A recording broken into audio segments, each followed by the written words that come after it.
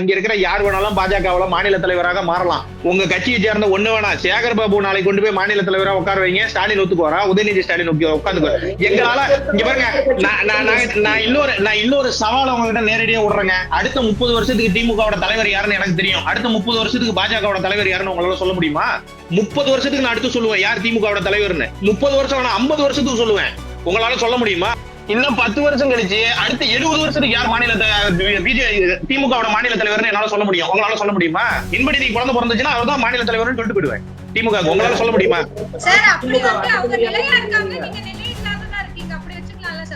கட்சி இல்ல அது கட்சியினுடைய கோட்பாடு. இது நிலைகளை எல்லாம் கிடையாது. கட்சியினுடைய பேசிக் ஸ்ட்ரக்சர் தான். இங்க தொண்டரா இருக்கிறவன் தலைவராக முடியும் அப்படிங்கறதுதான் இதுல இருக்கக்கூடிய ஒரு சிம்பிளான ஒரு விஷயம். கட்சி வந்து சமூக நீதியை காப்பாற்றுறோம் அப்படிங்கிற ஒரு விஷயத்துல போலியான பின்பத்தை எல்லாம் கொண்டு போயிட்டு இருக்காங்கல்ல. நான் திருப்பியும் கேக்குறதாங்க, திருமாவளவனுக்கு தனி தொகுதியை தாண்டி ஒரு பொது தொகுதி ஒதுக்குங்க. உங்களால முடியுமா? ஒரு பட்டியலினத்தை சேர்ந்தவன உங்க கட்சியினுடைய மாநில பொதுச் செயலாளரான மாத்துங்க.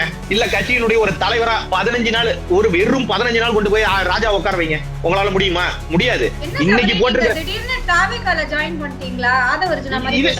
இல்லைங்க ஆட்சியில பக்கம் ஏங்க ராஜா அந்த கட்சிக்காரர் தாங்க. நான் திமுக சேர்ந்தவர் உட்கார வைக்கிறேன்.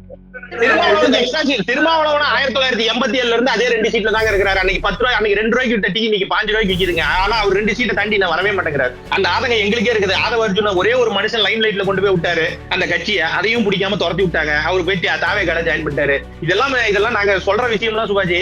எங்க கட்சியினுடைய பேசிக் ஸ்ட்ரக்சர் அதான். மோடி அவர்கள் வந்து எங்க இருந்தாருன்னு மோடிக்கும் தெரியும். இன்னைக்கு எங்க இருக்காருன்னு அவருக்கு தெரியும். அடுத்து அவர் எங்க போவாருங்கிறதா அவருக்கும் தெரியும். ஏன்னா அவர் ரிட்டையர் ஆயிட்டாரு அப்படின்னா எங்க கட்சி என்ன செய்வாங்க அப்படிங்கறதையும் அவருக்கு தெரியும். என்னைக்கு ஆக்டிவ் பாலிடிக்ஸ்ல இருக்காங்களோ அது வரைக்கும் மட்டும் தான் இருப்பாங்க. மோடி நாளைக்கு ரிட்டையர் ஆயிடுவாரா? ஆமா ரிட்டையர் ஆயிடுவாரு. அண்ணாமலை நாளைக்கு பாஜக தலைவர்ல இருந்து போயிருவாரா? ஆமா தலைவர்ல இருந்து போயிருவாரு. அவர் எது என்னைக்கு வேணாலும் நடக்கும். 6 வருஷம் தான் எங்க கட்சியில மாநில தலைவரா இருக்க முடியும். அதுதான் ரூல்ஸ். இப்ப அண்ணாமலை நான் இந்த முறை மாநில தலைவரா கண்டினியூ ஆகிறாரு. அடுத்த ஆக முடியாது. 6 வருஷத்துக்கு அப்புறம் புதுசா தான் நீங்க மாநில தலைவர் போட்டாகணும். அது எங்க கட்சியுடைய பைலா. அந்த பைலாவை யாரா இருந்தாலும் ஃபாலோ பண்ணணும். நாங்களும் அதே மாதிரி தான். மாவட்ட தலைவரா 3 வருஷம் இருக்கமா, 6 வருஷம் இருக்கமா, 6 வருஷத்தை தாண்டி ஒரு நாள் நாங்க மாவட்ட தலைவரா இருக்க முடியாது. அது எங்களுக்கு தெரியும். எங்களுக்கு தெரியும். எங்களால ஒரு கேப் குறைஞ்சபட்சம் 3 வருஷம் கேப் விட்டுட்டு அடுத்தவர்களுக்கு வாய்ப்பு தரணும். எங்க கட்சியில வாய்ப்பு புதுசா இளைஞர்களுக்கோ, புதுசா வரவர்களுக்கோ, வேலை செய்பவர்களுக்கோ, காரியகர்த்தர்களுக்கோ வாய்ப்புகள் உருவாகிட்டே இருக்கும். எங்களால நான் சிம்பிளா சொல்லுவேங்க.